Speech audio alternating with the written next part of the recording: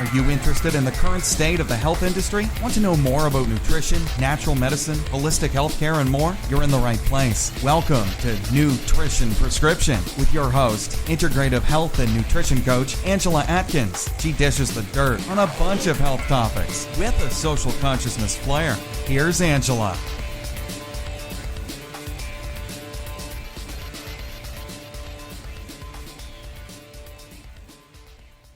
Welcome again to another episode of New-Trition Prescription.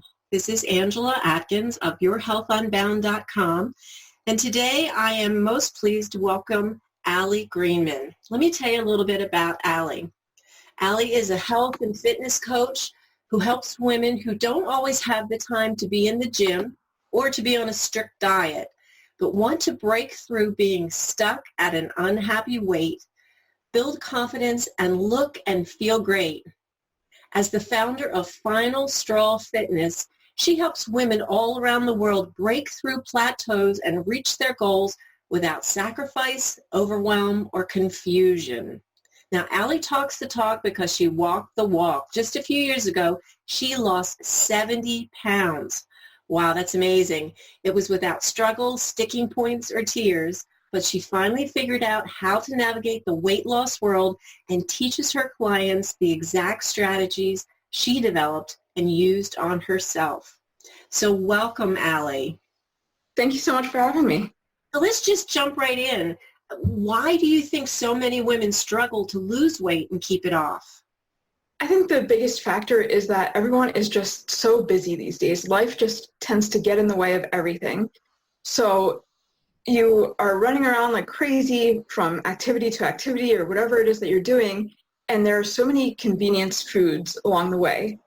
So not only are you not making time to get to the gym, but you're also stuck, or not stuck, but tend to be eating less than ideal foods. So I think it's really causing a bit of a struggle for people to actually hone in and narrow down what they're eating, when they're eating, why they're eating, how they're eating, everything that it takes to really stay consistent with that weight loss and keep it off. So when you look at what it takes to lose weight, do you see nutrition being more important, or not as important as exercise? Exercise definitely has its place, don't get me wrong, but when it comes to weight loss, nutrition is key.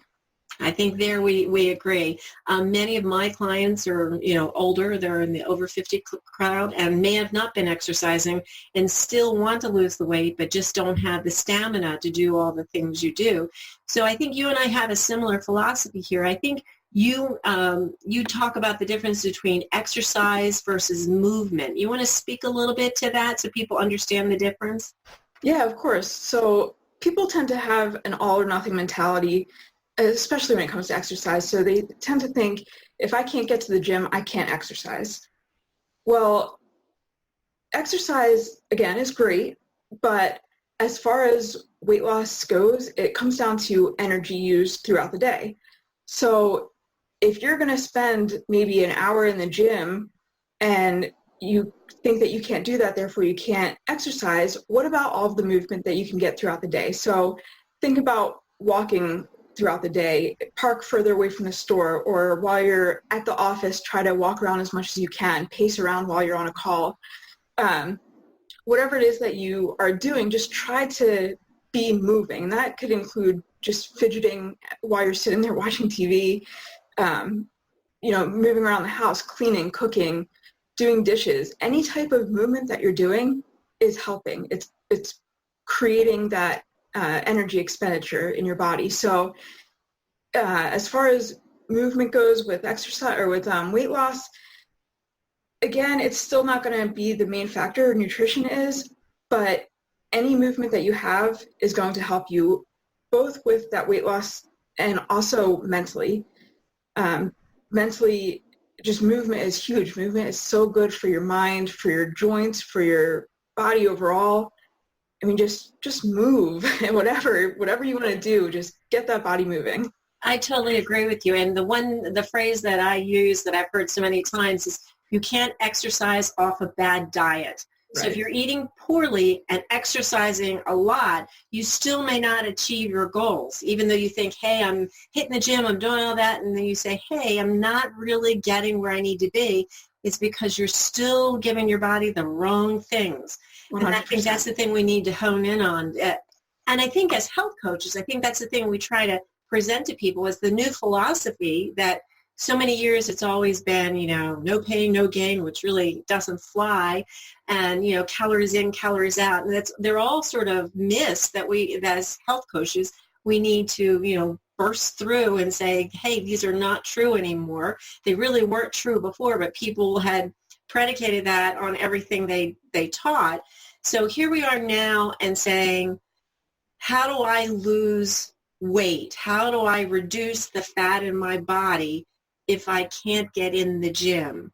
What is it I need to do? What are the steps I need to take? Yeah, so I agree with everything that you said 100%.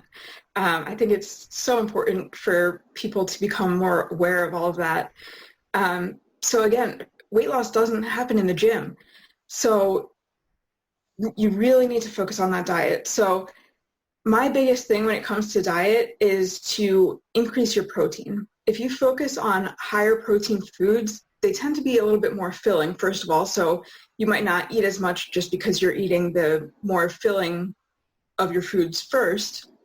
But it's also really important to preserve your body. It helps with the breakdown of your body. It kind of fills in those gaps, those holes that are made, so that way your body can stay strong and continue to get stronger rather than breaking down as you are trying to lose weight. So you want to lose fat but not muscle, so you need that protein to help maintain that.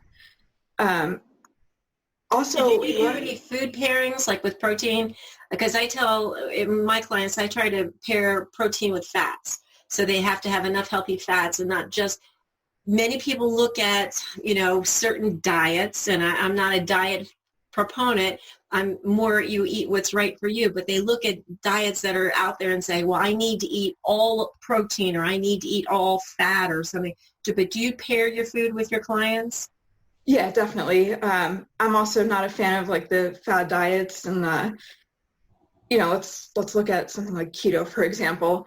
That's a super low carb diet. I'm not one to go to the extremes like that. So yeah, I think that a plate should be a balanced mix of your protein, fats, and carbs as well. I don't particularly say like a one-to-one type deal, like if you're eating protein, you have to eat fat with it. But I do think that throughout your day, you need that balance. Again, focusing on that protein, but remembering that fats and carbs are also super important to be consuming.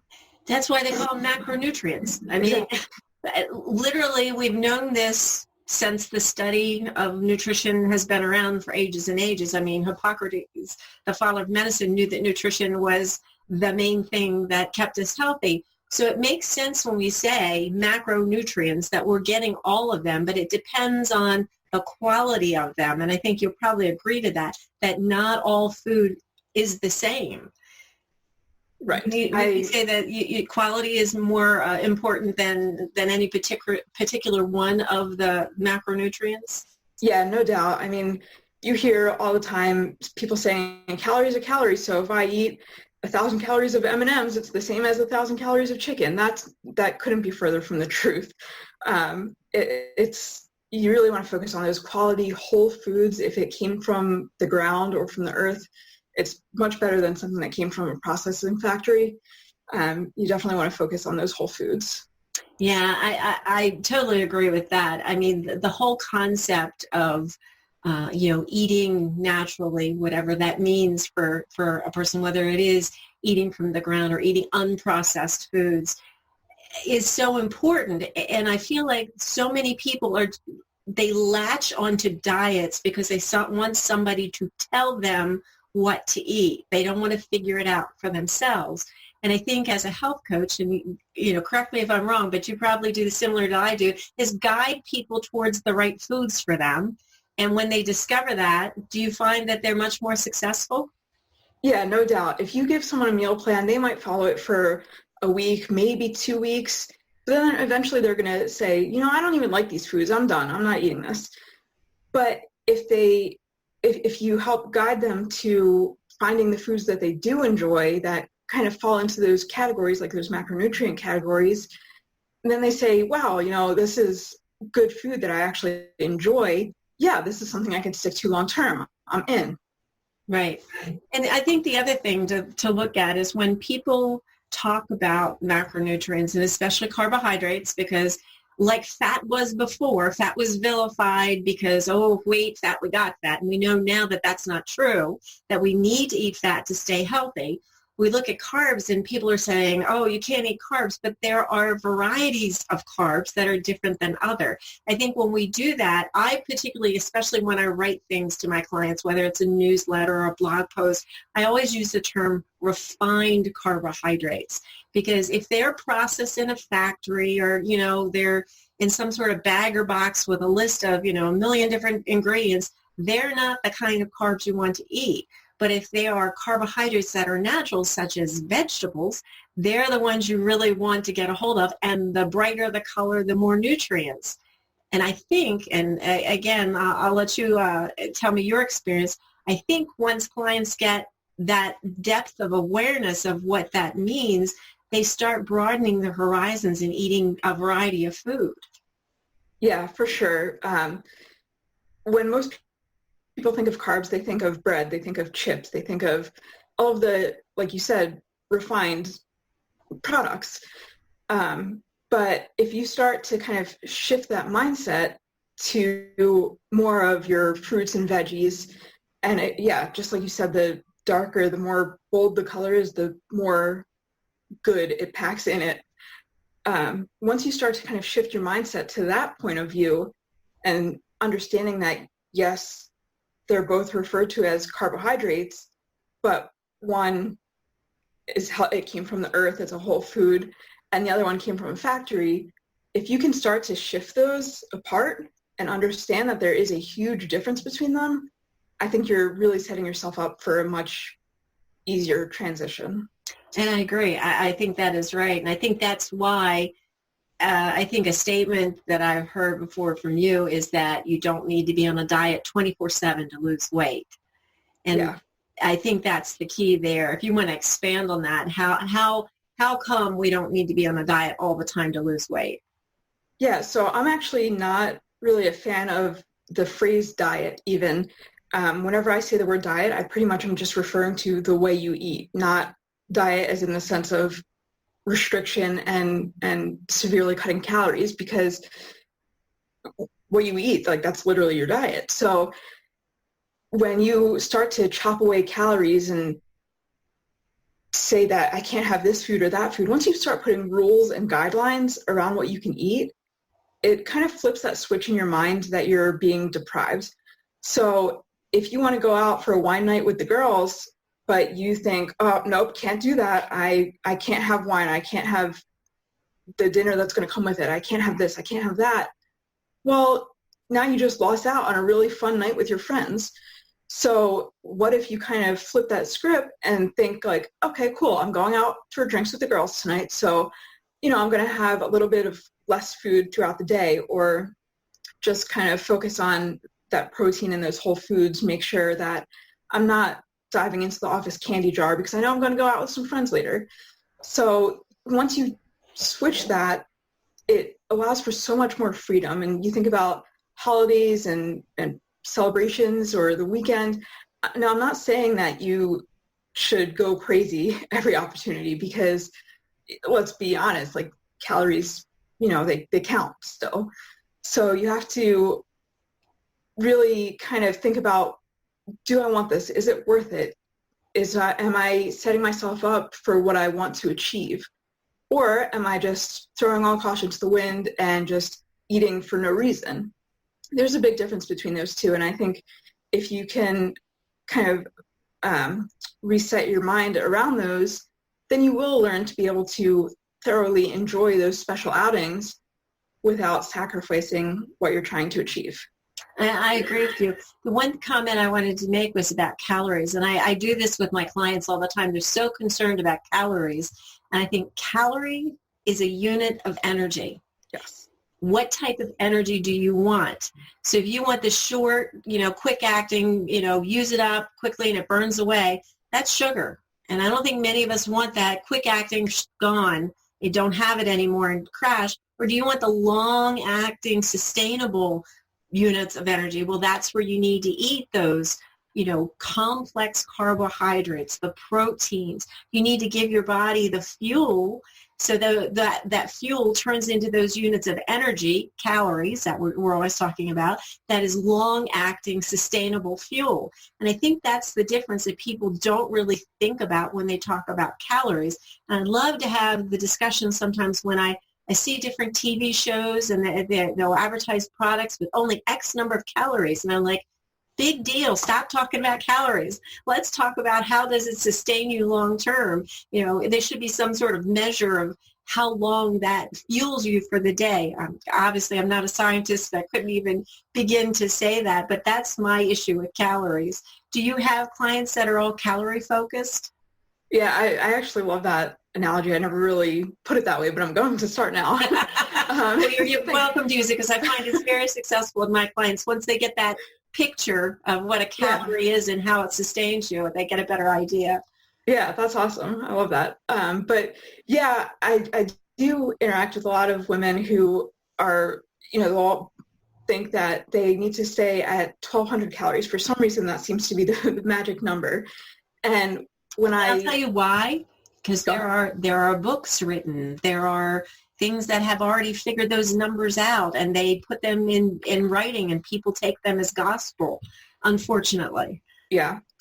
Well, so there's the reason, but that doesn't account for you and your body type and the way that you process things. So everyone is different. So to just look at that number that you found in a book or in an article or somewhere, I mean, it's not doing yourself justice, because you could probably be eating way more than that and still lose weight. But then when you do, again, get all restrictive and deprive yourself just to make sure that you're not going over those 1,200 or whatever calories, it takes away from the enjoyment of life, and it really makes you feel like you're missing out. And that doesn't need to be the case. Like, let go of that number, because it doesn't really mean anything. Agreed. We need to stop artificially restricting ourselves. I think that's what the word diet has done to us. Yeah. Diet equals some sort of restriction. And so early on in my career as a coach, I began saying, why would you want to do anything that has the word die in it anyway? And so I kept talking about nutrition, but people are so understanding of the word diet that I finally let go of my restriction from using the word diet. And now I say, okay, diet is what you eat, just like you've said. Let's just make it the highest quality and the most long-lasting fuel that you can get. And in that way, you're never going to be deprived, because there's always something else you can have. If you can't have this, then what is the other thing that you can have? So let's just look at it, and that's what I do. Let's just look at the bigger picture. So tell me, what have you seen to be the biggest key to long-term success? I think for me, my success has really come from letting go of my expectations, letting go of my restrictions and rules. And, I was working with a nutrition coach through part of my weight loss journey, and she was really big on macros. So I tracked macros, I logged my food every single day, and I sent it to her every single day, and the accountability was great. But once I stopped working with her, I kind of felt lost, because I didn't want to track anymore. I didn't want to do that, but I also didn't want to gain the weight. And my nutrition coach's biggest thing was, the more that you can eat and still lose weight, the better off you are. So again, that comes to those quality foods. So I just kind of kept replaying that in my mind and thinking, wow, like, I don't want to have to cut back just so I can stay at this weight. I want to continue to eat more. Food is delicious. Who doesn't want to eat more? So when you're focusing on the right foods, the numbers don't matter as much. Of course, they're still in the background. They still do play a role. But as far as what you need to think about and be concerned about is the quality that you're putting into your mouth. And then you will, without a doubt, see success. And that's absolutely true. I find that once people determine that what they're eating sustains them, that they're not depriving themselves, they're actually eating until they're satisfied, it's a different shift in their mindset. And once your mindset changes, you're able to be more successful. That's what I've noticed is changing mindset, changes behavior, moves them forward to being successful. Yeah, no doubt. People seem to think that they're going to change their outside behaviors and that's going to change them. So what I mean by that is just picking the different foods and just listening to what these people on this podcast have to say. But it's really starting from within that's going to change things, because if you're forcing yourself to pick up that sweet potato instead of that bag of chips, you're probably not going to be able to do that long term. But once you start to understand what it's doing for your body and, start shifting into that realm, then that's when you will see long-term success. And I agree wholeheartedly. And I understand you've recently gathered a whole group of like-minded people together to speak to being fit and getting healthy and feeling great. Tell us a little bit about this summit you're having. I have. So I've put together this summit. It's called the Get Fit, Feel Fabulous Summit. And I interviewed 22 amazing, amazing, amazing women, Angela being one of them. Thank you. I'm just so blown away by the information these people shared. I have women across all areas of health and wellness. We have nutrition, fitness, mindset. I have someone for financial wellness, injury prevention. Like, I just went all out. Everything that I thought about as far as women's wellness, I just, dug in deep, and I found the best women I possibly could have. So 22 speakers talking about their area of expertise, and it's a free event. So we're going to start January 6th. We're going to have the link posted for you guys. So definitely sign up, check it out. January 6th is the start date, and from there, every day, a new interview will be released. And I couldn't be more excited to get all these interviews out and share these amazing speakers with the world. Well, I thank you, first off, Allie, for pointing out that I'm part of the summit, so that's great. And I believe all of the guests offer free gifts also, and if everybody signs up, they can join in for not only the free interview, but partake of all the gifts that are being offered. Yeah, definitely. So yeah, exactly. Everyone offered free gifts. So there's different guides and downloads and worksheets, and every one of those speakers delivered their best content. I mean, it's, I really made sure to ask questions that would open them up to what it is that they know all about so they could share it with you. And then they gave me these different worksheets and everything for our listeners to really implement what it is that they spoke on and make sure that you're getting the most out of it and you're able to put action steps behind it. Well, that sounds fantastic. I personally am looking forward to the summit, to hearing the other speakers, see what they have to offer. Even as a health professional, I still feel I can learn more, and I tend to learn it from my peers because they're doing different things. We don't all do the same thing. We may have similar focus, treating excessive weight or dealing with women or something that combines areas that we overlap, but I think we each may have our own specialty. So it's really good to listen to everybody and get those different nuggets of goodness that we get from them. So again, once again, it's called Get Fit and Feel Fabulous, beginning January 6th. So if everybody would just click the link that's in the blog with this podcast and go ahead and register for the event, I think you're going to really enjoy these 22 speakers and take advantage of all these free offerings, because it's going to give you a variety of insight. Because I always say, you may not listen to every one of us and understand, or they may not meet your need, but there may be one person there that you've never heard before that will say something to you in just the way you need to hear it. And so it's really important to get in and listen to all these exciting speakers and find out this information, because we're here to help you We're here to help you get fit and to feel fabulous. So I thank you, Allie, for being here. Any last words you want to offer to our listeners? Just to sign up and get in on the action. And thank you so much, Angela, for having me. Well, thank you for being here, Allie. I really appreciate it. And thank you again, listeners, for staying tuned to another episode of New-Trition Prescription. Looking forward to talking to you again soon. You can meet me over at yourhealthunbound.com. But until next time, be well. Thanks so much for listening to New-Trition Prescription with your host, Angela Atkins. Find her online at yourhealthunbound.com, Twitter at Angela C. Atkins, and Facebook.com/Angela Atkins HN Coach. We'll see you next time.